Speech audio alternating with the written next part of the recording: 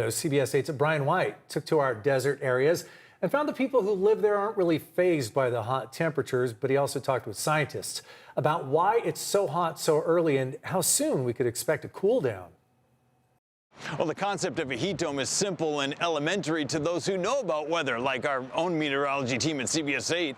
But to a lot of us out there, we're wondering, what is a heat dome? This is the first time we've seen it so far this year, so it's more or less our first heat wave. Scorching temperatures in our deserts on day 2 of this heat wave, with places like Ocotillo Wells and Borrego Springs well over 100 degrees. Across pretty much all of the Southwest, we have this high pressure area, and that's what's bringing our heat. Lead meteorologist Stefanie Sullivan with the National Weather Service San Diego says a heat dome is loose terminology for what they call an upper ridge of high pressure. She explains how something like this creates these triple-digit temps. Where you have the high pressure, you tend to have sinking air. And as the air sinks, it compresses and warms up. So we get really warm air at the surface. And with the sinking motion, it tends to suppress any cloud cover. So high pressure usually results in mostly sunny skies, a lot warmer weather. This heat dome spans across several states, with parts of California, Nevada, and Arizona under an excessive heat warning. This is video from Phoenix, where temperatures climbed over 110 today, with hiking trails closed due to the hot weather. Stay indoors if you can with air conditioning.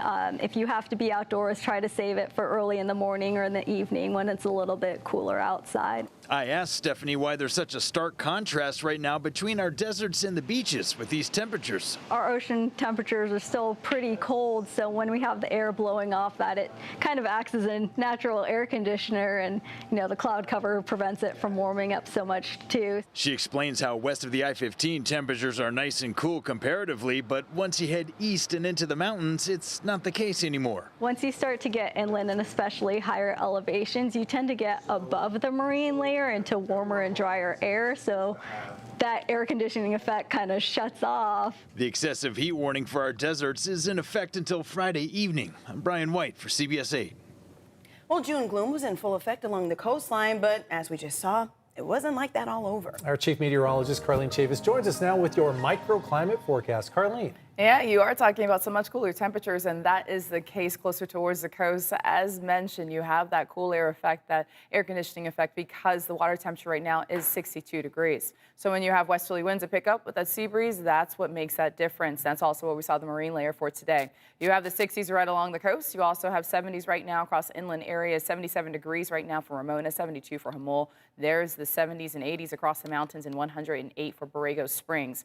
Quite a difference the mountains are making, because west of the mountains, closer towards the coast, you had a high today of 68 degrees for downtown. That is actually near seasonal. And then you also had that forecast high of 109 for Borrego Springs. Not talking about a record, but it is warmer than usual. We'll go ahead and take a look at your complete forecast coming up. Carlo, Kirsten.